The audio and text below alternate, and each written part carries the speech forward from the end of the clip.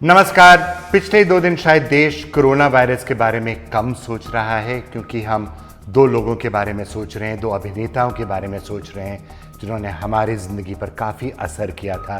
इरफान खान कल गुजर गए थे और आज ऋषि कपूर, एक ऐसे अभिनेता जिनको मैं बचपन से देखते आया हूँ, जिनकी इतनी यादें हैं हम सब के मन में। उनकी पिक्चरें हम जिंदगी भर देखते आए हैं और ऋषि कपूर को पूरा देश ज़रूर याद रखेगा और दोनों एक तरह से अमर रहेंगे। चलिए तो थोड़ी देर के लिए ही कोरोना वायरस के बारे में बात करते हैं। भारत में टेस्टिंग बढ़ती चली जा रही है। अब भारत दुनिया में 8 नंबर पर है, 8वें रैंक पर है। जब कोरोना वायरस टेस्टिंग की अगर हम बात करें, 8 लाख से ज़्यादा टेस्टिंग हो गई हैं। 16 रैंक है भारत का अगर आप केसेस की बात करें, और 18वां रैंक है अगर आप कोरोना वायरस मौतों की बात करें। अगर हम बाकी दुनिया पर एक नज़र डालें, वहाँ क्या हो रहा है कोरोना वायरस को लेकर, तो अमेरिका सबसे खराब देश है। उसके बारे में हम जानते हैं, जहाँ कोरोना वायरस को सबसे ज़्यादा असर पड़ा है। अमेरिका में करीबन 10 लाख से ज़्यादा लोगों को कोरोना वायरस हुआ है। 60,000 से ज़्यादा लोगों की मौत हुई है। जितने लोग वियतनाम जंग में मरे थे, उससे ज़्यादा एक ही महीने में कोरोना वायरस को लेकर मरे हैं अमेरिका में। अन्य देशों को अगर आप देखेंगे तो बेल्जियम, स्पेन, इटली, कुछ ऐसे देश हैं जहां अगर आप हर 10 लाख को लोगों को देखेंगे तो बेल्जियम में 600 लोगों की मौत हुई है, स्पेन में 500 लोगों की मौत हुई है और इटली में 450 लोगों की मौत हुई है। स्वीडन एक ऐसा देश है जिस पर सबकी नज़र है, क्योंकि स्वीडन में कोई लॉकडाउन नहीं हुआ था। लोग खुले तौर से घूम रहे थे, पार्क जा रहे थे, रेस्टोरेंट में जा रहे थे। स्वीडन में कोरोना वायरस का असर हुआ है, पर अगर आप हर 10 लाख लोगों को वहां देखेंगे तो सिर्फ 240 लोगों की मौत हुई है। जर्मनी जैसी अच्छी स्थिति नहीं है, पर जो अन्य देश हैं यूरोप में, उनसे कहीं बेहतर स्थिति शायद स्वीडन में है। इसलिए स्वीडन पर नज़र हम सबको रखनी चाहिए। चलिए देखते हैं अब आज की क्या सुर्खियां हैं। देश में 3 मई तक लॉकडाउन जारी है। ऐसे में सबके मन में सवाल है कि इसके बाद क्या होगा। अब इसका जवाब खुद गृह मंत्रालय ने दे दिया है। मंत्रालय के मुताबिक सरकार की ओर से नई गाइडलाइंस जारी की जाएगी, जो 4 मई से लागू होगी। गृह मंत्रालय की प्रवक्ता ने आधिकारिक ट्विटर हैंडल से ट्वीट कर कहा कि इन गाइडलाइंस में कई जिलों में विभिन्न प्रकार की छूट दी जा सकती है। साथ ही उन्होंने ये भी जानकारी दी कि गृह मंत्रालय ने बुधवार को लॉकडाउन में देश की स्थिति की समीक्षा के लिए एक हाई लेवल बैठक की है। कोरोना वायरस के संक्रमण को फैलने से रोकने के लिए चलाए जा रहे देशव्यापी अभियान के पिछले एक पखवाड़े में मिले जुले परिणाम सामने आए हैं। देश में कोरोना वायरस हॉटस्पॉट जिलों की संख्या 15 दिन में 170 से घटकर 129 हो गई है।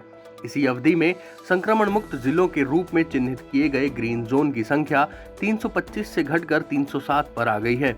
केंद्रीय स्वास्थ्य मंत्रालय के मुताबिक देश के 80 जिलों में पिछले 7 दिनों में से कोई नया मामला सामने नहीं आया है, जबकि 47 जिलों में 14 दिन में कोई नया मामला सामने नहीं आया है। वहीं 39 जिलों में पिछले 21 दिनों और 17 जिलों में 28 दिनों से कोई कोरोना का मामला नहीं मिला है। जाहिर है, भारत में पिछले 24 मार्च से लॉकडाउन है और सरकार की कोशिश है कि आने वाली 3 मई तक कोरोना को कंट्रोल में करके लॉकडाउन में कुछ ढील दी जाए।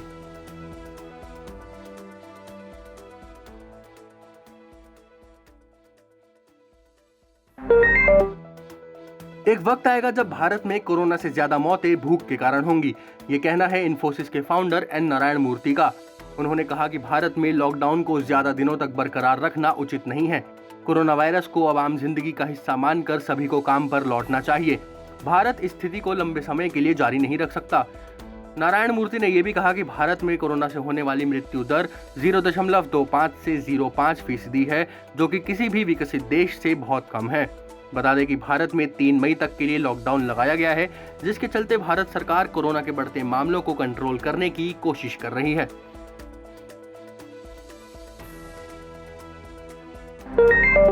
कांग्रेस नेता राहुल गांधी ने गुरुवार से अर्थव्यवस्था और स्वास्थ्य क्षेत्र के एक्सपर्ट के साथ बातचीत शुरू की है। सीरीज के पहले बातचीत में राहुल ने भारतीय रिजर्व बैंक के पूर्व गवर्नर रघुराम राजन से चर्चा की। रघुराम राजन ने कहा कि इस वक्त गरीबों की मदद करना जरूरी है, जिसके लिए सरकार को करीब 65,000 करोड़ रुपए खर्च करने होंगे, जो भारत जैसी अर्थव्यवस्था के लिए मुश्किल नहीं है। उन्होंने कहा कि आज हमें स्वास्थ्य और नौकरी के लिए अच्छी व्यवस्था करने की आवश्यकता है। रघुराम ने कहा कि वैश्विक मंच पर भारत एक बड़ी भूमिका निभा सकता है। भारत नए वर्ल्ड ऑर्डर में अपना स्थान बना सकता है। लॉकडाउन को लेकर रघुराम राजन ने कहा कि कोरोना वायरस के चलते मौजूदा लॉकडाउन को आगे बढ़ाना अर्थव्यवस्था के लिए विनाशकारी होगा। उन्होंने कहा कि यह बेहद जरूरी है कि आर्थिक गतिविधियां फिर शुरू की जाएं।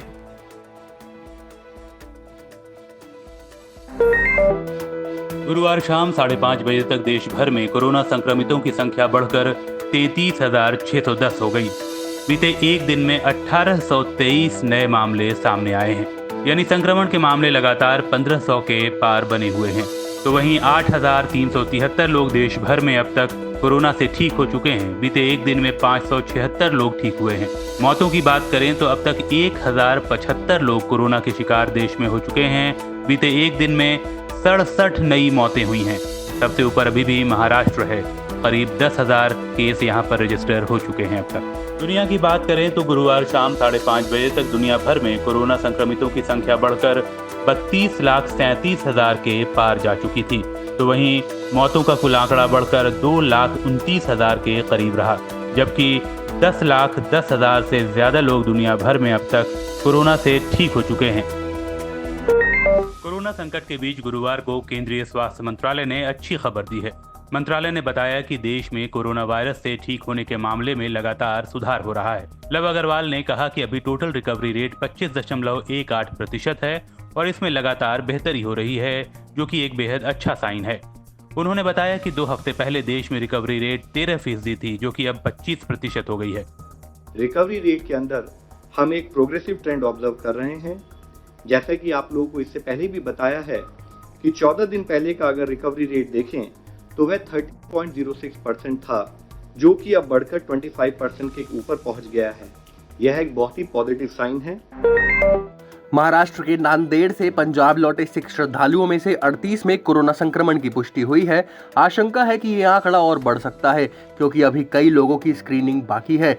बुधवार शाम तक 64 बसों से करीब 2293 श्रद्धालुओं को वापस पंजाब लाया जा चुका है, जिनमें से 38 पॉजिटिव निकले हैं। दरअसल लॉकडाउन की वजह से नांदेड़ में फंसे सिख श्रद्धालुओं को घर लाने की कोशिश अब सरकार को भारी पड़ रही है।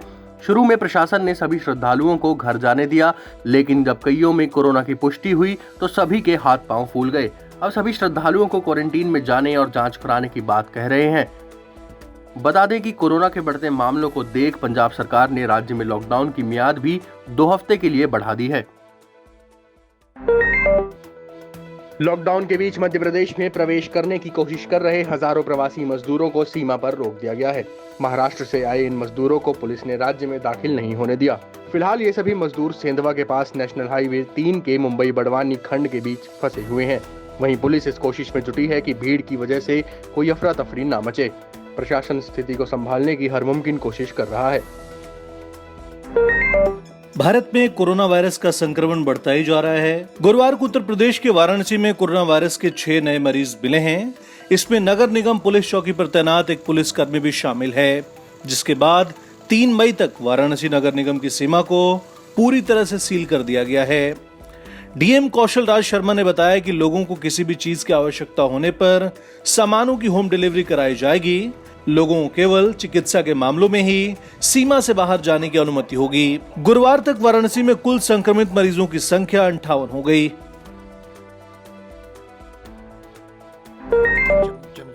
राजस्थान के मुख्यमंत्री अशोक गहलोत ने केंद्र सरकार से मांग की है कि मजदूरों को उनके राज्य वापस भेजने के लिए ट्रेनों को चलाया जाए।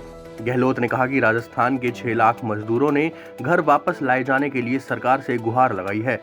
ऐसे में अगर केंद्र सरकार ट्रेनों को भी चला देती है तो बड़ी राहत होगी। बता दें, गृह मंत्रालय ने नई गाइडलाइंस जारी की है, जिसके मुताबिक राज्य एक दूसरे से बात कर मजदूरों को उनके घर भेजने का प्रबंध कर सकते हैं। गहलोत ने केंद्र के इस फैसले का स्वागत भी किया है। अमेरिका में H-1B वीजा पर रहकर नौकरी करने वाले भारतीयों की मुसीबत बढ़ सकती है। माना जा रहा है करीब 2 लाख H-1B वीजा धारकों की नौकरी जा सकती है और उन्हें भारत लौटना पड़ सकता है। दरअसल कोरोना के कारण मिड मार्च से छुट्टी पर भेजे गए करीब 2 लाख से ज्यादा भारतीय जून तक अमेरिका में रहने की कानूनी वैधता को खो देंगे और लॉकडाउन होने की वजह से ऐसे लोग भारत भी नहीं आ सकेंगे। राष्ट्रपति डोनाल्ड ट्रंप की तरफ से लागू किए गए नए कानून के कारण इनको नया वीजा मिलने की संभावना ना के बराबर ही है। दरअसल कोरोना संक्रमण के कारण अमेरिका में पिछले 2 महीने में 1 करोड़ से ज्यादा नौकरियां खत्म हुई हैं। बता दें कि H-1B वीजा स्पेशलाइज्ड स्किल वाले गैर अमेरिकी लोगों को जारी किया जाता है, जो उन्हें अमेरिका में रहकर काम करने की कानूनी इजाजत देता है।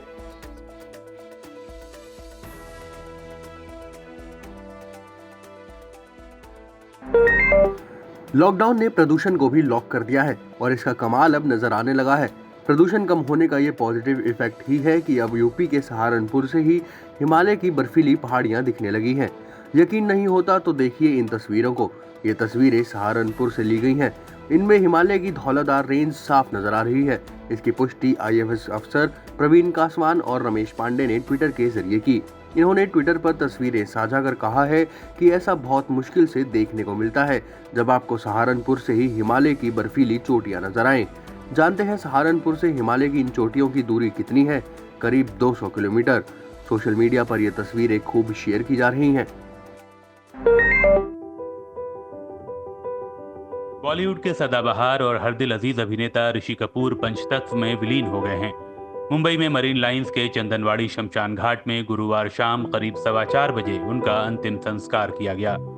2 साल तक कैंसर से लड़ाई लड़ने के बाद ऋषि कपूर ने गुरुवार सुबह ही अंतिम सांस ली थी।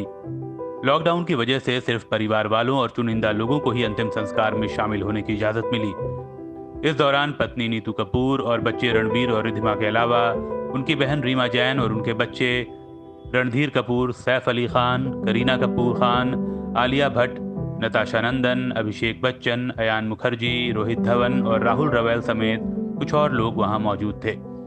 इससे पहले अपने फेवरेट स्टार की मौत की खबर सुनकर बहुत से फैंस लॉकडाउन के बावजूद अस्पताल पहुंच गए थे, लेकिन पुलिस ने उन्हें लॉकडाउन का पालन करने और घर जाने की सलाह दी।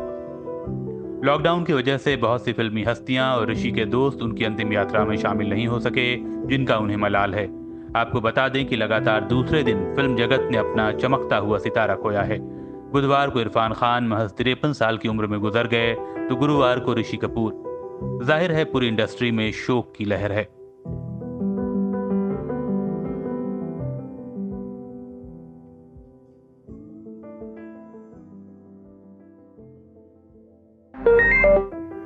प्रधानमंत्री नरेंद्र मोदी ने दिग्गज कलाकार ऋषि कपूर के निधन पर शोक जताया है। पीएम मोदी ने ट्वीट कर कहा कि बहुआयामी, प्रिय और जीवंत ये थे ऋषि कपूर। वह प्रतिभा के पावर हाउस थे। मैं हमेशा सोशल मीडिया समेत उनकी सभी बातचीत को याद करूंगा। वह हमेशा फिल्मों और भारत की तरक्की चाहते थे। उनके निधन से दुखी हूं। उनके परिवार और प्रशंसकों के प्रति संवेदना। ऋषि कपूर लंबे समय से ल्यूकेमिया से ग्रस्त थे। पिछले साल ही अमेरिका से साल भर बाद अपना इलाज करवा कर लौटे थे। साथ ही राष्ट्रपति रामनाथ कोविंद ने भी श्रद्धांजलि देते हुए ट्वीट किया, ऋषि कपूर के असामयिक निधन से गहरा दुख हुआ है। उनके सदाबहार और प्रसन्नचित्त व्यक्तित्व और ऊर्जा के कारण यह विश्वास करना मुश्किल है कि वे नहीं रहे। बॉलीवुड को लगातार दूसरा बड़ा झटका लगा है। अभी बुधवार को ही तो इरफान खान ने इस फिल्मी दुनिया से विदा ली थी कि गुरुवार को बॉलीवुड के बॉबी ऋषि कपूर ने भी इस दुनिया का साथ छोड़ दिया। बॉलीवुड में शोक की लहर दौड़ गई है। ऋषि कपूर के चले जाने की खबर सबसे पहले अमिताभ बच्चन ने दी। अमिताभ ने ट्वीट कर लिखा, वो चला गया, ऐसा लगता है कि मैं बिखर गया हूँ। बॉलीवुड के सुपरस्टार अक्षय कुमार ने ट्वीट कर लिखा कि ऐसा लगता है कि मानो हम बुरे सपने के बीच में हैं। ऋषि कपूर के जाने से बड़ा झटका लगा है। वहीं बॉलीवुड अभिनेत्री प्रियंका चोपड़ा ने इंस्टाग्राम अकाउंट पर ऋषि कपूर के साथ तस्वीर साझा करते हुए लिखा कि आज दिल भारी है क्योंकि आज एक सदी खत्म हो गई। मनोज बाजपेयी ने ऋषि कपूर को याद करते हुए लिखा कि अभी तो मैं अपने दोस्त इरफान खान के लिए श्रद्धांजलि ही लिख रहा था कि ऋषि कपूर के जाने ने मुझे पूरी तरह से तोड़ दिया है।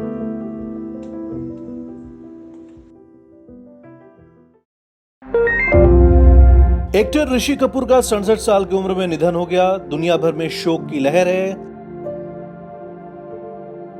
देश के राजनेता भी ऋषि कपूर की मौत पर शोक व्यक्त कर रहे हैं। सूचना एवं प्रसारण मंत्री प्रकाश जावड़ेकर ने उनके निधन पर कहा कि अभिनेता ऋषि कपूर का आकस्मिक निधन चौंकाने वाला है।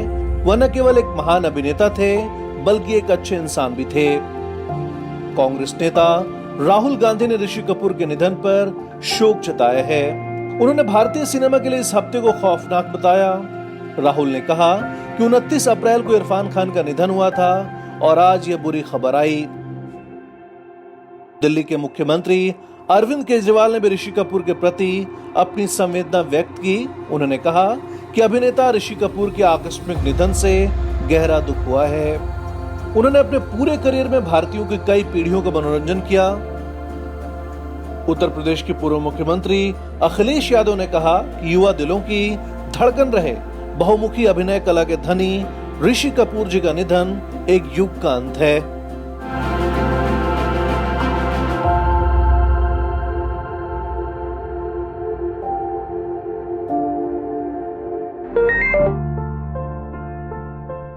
हिंदी सिनेमा के पहले शोमैन राज कपूर के बेटे ऋषि कपूर अब इस दुनिया में नहीं रहे। इस सदाबहार अभिनेता ने बॉलीवुड में महज 3 साल की उम्र में डेब्यू किया था। याद कीजिए राज कपूर की फिल्म श्री 420 का वो मशहूर गाना प्यार हुआ इकरार हुआ। उसमें एक 3 साल का बच्चा राज और नरगिस के बगल से गुजरता है। वो और कोई नहीं, ऋषि ही थे। कहते हैं कि इस सीन से खुश होकर नरगिस ने उन्हें चॉकलेट दिया। इसके बाद ऋषि कपूर मेरा नाम जोकर में भी नजर आए। हालांकि उन्होंने बतौर लीड एक्टर अपनी पहली फिल्म बॉबी की। ये फिल्म सुपर डुपर हिट रही। ऋषि को तब फिल्म फेयर का बेस्ट एक्टर अवार्ड भी मिला था। उनके बचपन का नाम चिंटू था। वे इसी नाम से बॉलीवुड में भी पुकारे गए। उन्हें सिनेमा जगत का भरपूर प्यार मिला क्योंकि वे भारतीय सिनेमा की फर्स्ट फैमिली कहे जाने वाले कपूर खानदान के चश्मे चिराग थे, जिनके पास फिल्मों की कोई कमी नहीं थी। रोमांटिक फिल्मों के लिए वे निर्माता निर्देशकों की पहली पसंद थे। ये भी दिलचस्प है कि फिल्म बॉबी जिसने उनकी ये इमेज बनाई, उसमें राज कपूर राजेश खन्ना को लेना चाहते थे, लेकिन पैसे की कमी की वजह से ये ना हो सका। बहरहाल चिंटू का सफर बढ़ता रहा। नई सदी में तो जैसे ऋषि का नया जन्म ही हुआ। सिनेमा जगत ने मुल्क, राजमा चावल, औरंगजेब, डी डे और द बॉडी के जरिए उनका नया रूप देखा। तकरीबन हर भूमिका नई थी और पूरी शिद्दत से निभाई गई थी। अफसोस तो ये है कि बॉबी के बाद उन्हें कोई अवार्ड नहीं मिला, जबकि 1973 से 2000 के बीच उन्होंने 92 फिल्में की, जिनमें से 36 तो बॉक्स ऑफिस पर सुपर हिट रहीं। आखिरकार सिनेमा जगत को अपनी इस गलती का एहसास 2008 में हुआ, क्योंकि उसके बाद हर साल कोई न कोई अवार्ड उनके पास जाकर खुद को सम्मानित महसूस करता रहा। अलविदा ऋषि कपूर।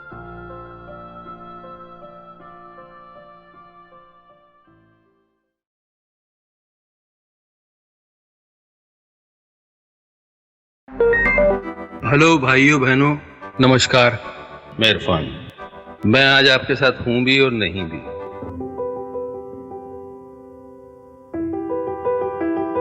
इरफान के फैंस, उनके चाहने वाले उनका वेट ही करते रह गए और हमेशा के लिए चला गया ये दिग्गज अभिनेता। उनका इंतजार ही रह गया। अपनी बोलती आंखों के लिए जाने जाते थे इरफान। उन आंखों ने हमें न जाने कितनी जिंदगियों, कितने किरदारों से ऐसा रूबरू कराया मानो हम ही उन्हें जी रहे हों। ऐसा था इरफान की अदाकारी का जादू। पर शिद्दत से भरी वो आंखें अब हमेशा के लिए बंद हो गई हैं। कैंसर से उन्होंने एक लंबी लड़ाई लड़ी, फाइटर की तरह। ऐसा लगा कि वो वापस लौट आएंगे, लेकिन फिर अचानक सब कुछ खत्म हो गया, हमेशा के लिए थम गया। इरफान खान ने हमें अलविदा कह दिया महज 53 साल की उम्र में। 7 जनवरी 1967 को जयपुर में जन्मे इरफान ने अपने 30 साल के फिल्मी करियर में लगभग 50 फिल्मों में काम किया।